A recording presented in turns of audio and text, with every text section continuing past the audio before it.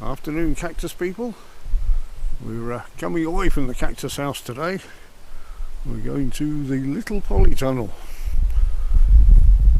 Now this is where my two YouTube channels will collide, because this is where I keep the veg for my other channel, Ziggy's Coast and Countryside. This is the overwintering veg.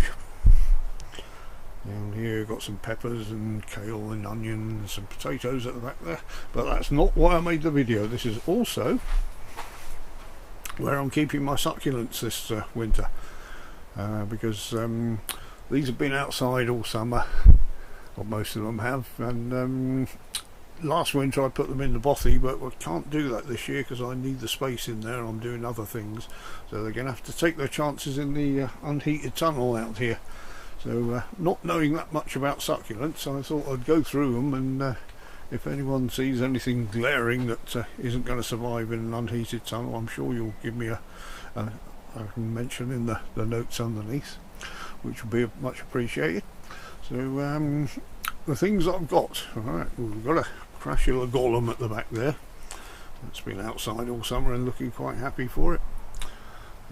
Some pachyphytums there, a couple of different colours.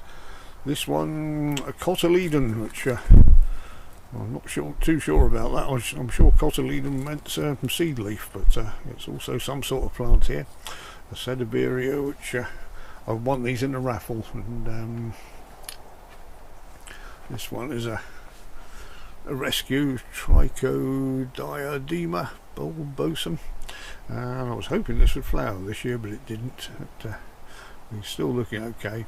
Now the haworthias, I've got a feeling they need extra protection. I can throw some fleece over things over here if temperatures plummet at all, so bear that in mind. I've got a big roll of fleece, and some more pachyphytum type things at the back there, and a sedum starlii, which flowers quite a lot and drops itself everywhere. Little bits break off this and it comes up in beds and pots and all sorts.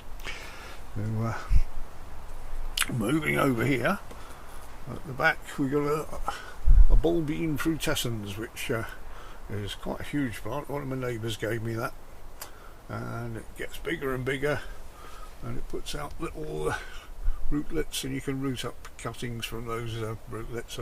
I try not to propagate succulents too much, because I say I'm a cactus person, so I don't want to flood the shop with them, but I have sold the odd one or two of these this year, because they start flowering in January, February, and just carry on, which is quite nice. Look, there's a new flower bud on it here, yet to come, which is excellent.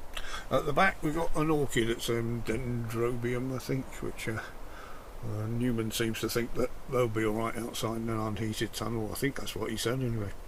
And the aeoniums, pretty sure they can take 1 or 2 degrees of frost without too much damage, but I'll say I can throw some fleece over them. But Crassula tetragona at the back, galachos, and forgotten the name of this one. I think this is a crassula as well. Crassula multicarva, that was it. And not sure what this thing at the back was. Again, as a present from a neighbour.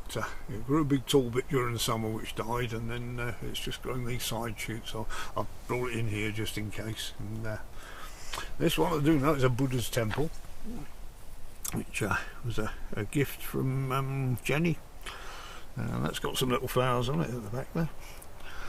And a Cape Verde agave, that was a present from a neighbour as well.